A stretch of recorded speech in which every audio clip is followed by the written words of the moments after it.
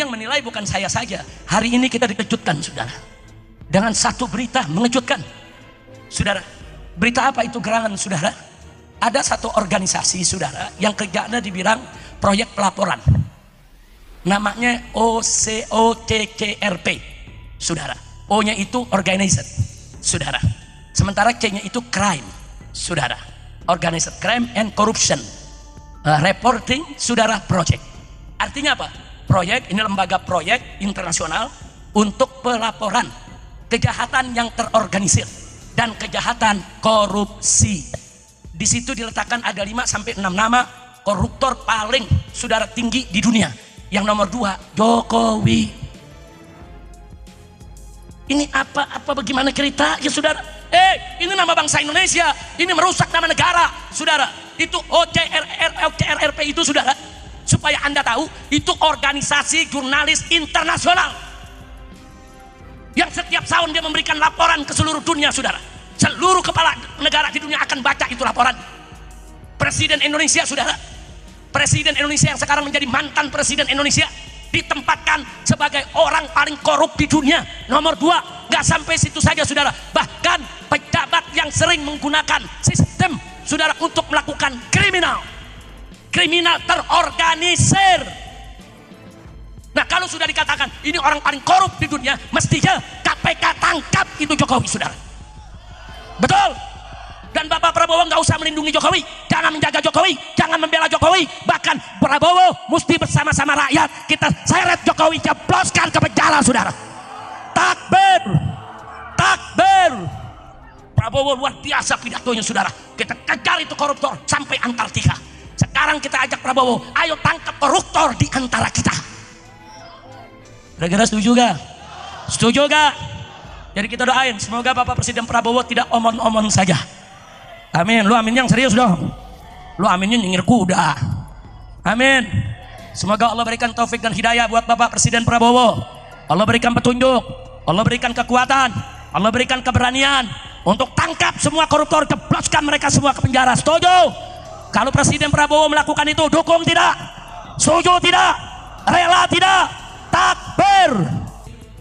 Kadang-kadang maling ayam digebukin sampai mati, maling jemuran digebukin sampai mati. Betul. Maling sendal di musola, udah gitu sendalnya butut, digebukin juga sampai mati. Tega banget, jangan. Kalau ada maling-maling recehan begini, tangkap, serahin ke polisi, biar diproses, saudara. Setuju? Setuju? Kecuali rampok, begal, bunuh orang, saudara, memperkosa yang punya rumah. Nah, kalau begitu gue serahin dah ke masyarakat. Tapi kalau sekedar nyolong sendal jepit, jemuran, saudara, udah gitu yang dicolong caldem udah bolong. Pak, kalau gebukin, tega lu ah. Jangan. Begitu tangkap aja, serahin kemana? Ke polisi, saudara. Serahin aja ke polisi, saudara. Tapi kalau ada koruptor miliaran, apalagi triliunan, yang begitu boleh kita uber. Kejar, gelar pengadilan rakyat, gantung di Monas rame-rame, saudara. Setuju tidak? Takbir. Siap lawan koruptor, siap ganyang koruptor, siap basmi korupsi. Takbir. Ini ada lagi nih, saudara, temuan baru. KPK ngumumin ada 2 anggota DPR jadi tersangka karena, saudara, menyalahgunakan CSR dari Bank Indonesia. CSR itu apa sih? CSR itu, saudara, corporate social, saudara, responsibility. Artinya pertanggungjawaban suatu perusahaan. Kalau ada pabrik gula, saudara, nah nanti itu diminta mengeluarkan dana sosial untuk membantu para petani tebu yang selama ini membantu mereka beri masukan supaya pabrik gulanya jalan. Kalau ada pabrik kecap, keluarkan dana sosialnya, saudara, setiap tahun. Untuk siapa? Untuk para petani kedelai, karena tanpa mereka kedelai nggak ada. Kalau nggak ada kedelai, kecap nggak ada. Kasih, itu namanya TSR atau bahasa Inggrisnya CSR, saudara. Itu hak rakyat, saudara. Oh, kalau ada developer membangun perumahan di satu perkampungan, saudara, truk mereka bolak-balik, jualanan hancur, rusak, saudara, masyarakat dirugikan, keluarkan dananya, bikin jalanan, aspal, hot mix, supaya masyarakat ikut merasakan keuntungan perusahaan. Bagus tidak? Itu namanya CSR, saudara. Itu namanya CSR. Itu aturannya ada undang-undangnya, saudara. Sekarang CSR Bank Indonesia, saudara, yang jumlahnya miliaran, diberikan kepada anggota DPR. KPK ngumumin 2 anggota DPR terlibat, saudara. Umat teriak, tangkap, tangkap, tangkap. Akhirnya 2 orang anggota tadi ngaku. Dia bilang ke KPK, bukan saya aja yang ngambil, semua anggota Komisi 11 dapat juga. Begitu KPK tahu semua anggota Komisi 11 dapat juga, ditutup kasus. Nggak jadi ada tersangka. Kurang ajar tidak? Kurang ajar tidak? Apa DPR berhak dapat CSR, saudara? Enggak, CSR itu buat masyarakat. Jadi kalau di Duren Sawit ada pabrik, saudara, yang rusak jalanan, tokoh masyarakat boleh datang, minta dong CSR-nya, betulin jalanan, minta dong CSR-nya. Itu dari kau punya tempat banyak sampah, rapihin dong tempat sampah, rapihin dong saluran air. Itu CSR untuk masyarakat, bukan buat anggota dewan. Gila negeri, saudara, gila. Nggak sampai di situ, saudara. Dana PSN, saudara, dana program-program proyek-proyek strategis nasional berdasarkan laporan, saudara, PPATK, saudara, ini laporan resmi, dinyatakan 36%, saudara, dikorupsi. Ini ada apa? Ini negeri mau dibawa kemana? Ini akibat kita tidak menerapkan hukum.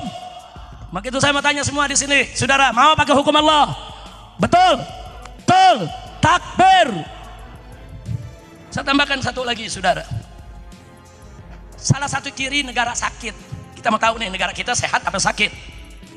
Kalau kita mau tahu salah satu cirinya, kata Ibn Khaldun, saudara, kalau itu negara bergantung kepada pajak. Kalau negara tersebut bergantung kepada pajak dari rakyat, negara itu sakit, saudara. Ini di Indonesia nih. Supaya Anda tahu, ini laporan resmi dari BPS, Badan Pusat Statistik, pada tahun 2024 yang baru lalu, saudara. Apa dikatakan? Bahwa APBN, anggaran pendapatan, saudara, negara Indonesia ini 82,4% diperoleh dari pajak. Astagfirullahaladzim. Kenapa jadi dari pajak, saudara? Saya baca laporannya, saudara. Ternyata dari sumber daya alam kita, sumber daya alam kita ini kaya banget. Kita punya minyak sawit, kita punya minyak bumi, saudara, ada timah, nikel, emas, batu bara, bauksit, aspal, segala macam, sampai uranium kita punya, saudara. Kaya raya. Bahkan sampai, saudara, mantan pimpinan KPK itu namanya Abraham Samad pernah menyatakan dalam satu wawancara, itu kalau salah satu tambang itu nggak dikorupsi, saudara, itu hasilnya cukup dibagi-bagi buat rakyat Indonesia, satu orang 20 juta per bulan, gratis. Itu baru satu tambang. Di kita nih ada puluhan tambang. Ternyata laporannya saya baca, saudara, dari sumber daya alam Indonesia cuma 7% pendapatan buat negara, dan jumlahnya cuma 207 triliun. Sementara yang dikorupsi tadi baru urusan satu tambang aja 271 triliun, belum yang lainnya, saudara. Ini kenapa ribuan triliun, saudara, dikorupsi, yang dikasih buat negara cuma 207 triliun. Gila ini negeri edan, saudara. Dan ini nggak boleh dibiarkan, nggak boleh. Yang kaya makin kaya, yang miskin makin miskin. Nah, sekarang kita lihat apa yang terjadi di tengah-tengah kita, saudara. Pabrik banyak yang tutup, pribumi gulung tikar, rakyat sengsara, banyak pengangguran, cari kerja susah, akhirnya nyolong kiri kanan, saudara. Susah tidak rakyat? Susah tidak rakyat? Ini semua gara-gara korupsi. Nama kita, saya mau tanya nih, sebelum saya akhiri, kita mau damai tidak sama korupsi? Setuju kalau sama koruptor damai? Pala lu bomenyan damai. Pernyataan yang dilontarkan oleh Habib Rizik sungguh mengandung kebenaran yang tidak dapat kita abaikan begitu saja. Sebagai sebuah negara yang berlandaskan hukum, Indonesia memiliki kewajiban mutlak untuk menjunjung tinggi nilai-nilai keadilan dan memastikan setiap individu bertanggung jawab atas tindakannya.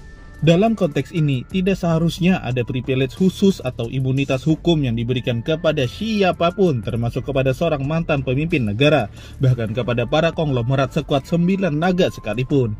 Apabila terdapat indikasi kuat atau bukti-bukti konkret mengenai pelanggaran yang terjadi selama periode kepemimpinan sebelumnya, itu sudah menjadi sebuah keharusan untuk menindaklanjutinya melalui mekanisme hukum yang tersedia. Perlu ditekankan bahwa ini bukanlah manifestasi dari dendam politik atau upaya mendelegitimasi kepemimpinan sebelumnya, melainkan murni sebagai bentuk penegakan supremasi hukum yang telah kita janjikan kepada rakyat Indonesia.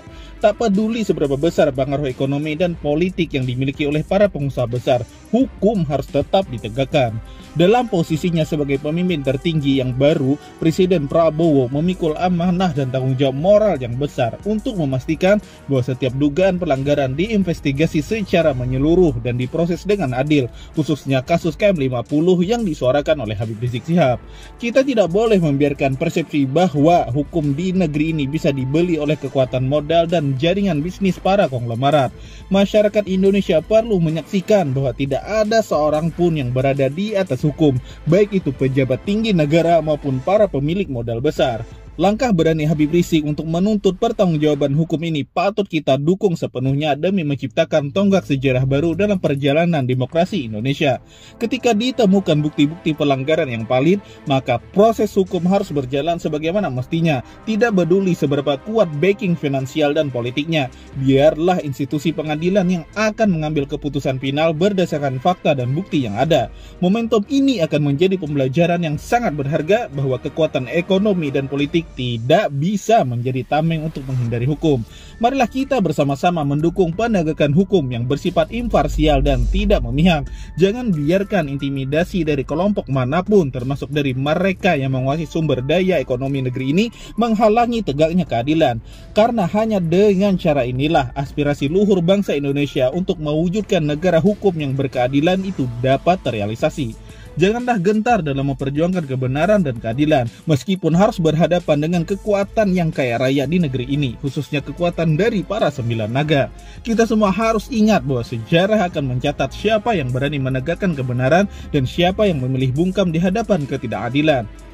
Momentum ini adalah kesempatan emas untuk membuktikan bahwa Indonesia benar-benar serius dalam upaya penegakan hukum tanpa pandang bulu. Biarkan para konglomerat tahu bahwa era di mana uang bisa membeli keadilan itu telah berakhir mulai hari ini. Mari kita dukung setiap upaya yang mengarah pada terciptanya Indonesia yang lebih adil dan beradab, di mana hukum benar-benar menjadi panglima, bukan modal atau kekuasaan. Kepada Presiden Prabowo, tegakkanlah keadilan tanpa rasa takut, karena di belakang Anda berdiri seluruh rakyat Indonesia yang mendambakan keadilan sejati. Biarkan mereka yang selama ini bersembunyi di balik kekuatan ekonomi mereka merasakan bahwa hukum di Indonesia berlaku untuk semua.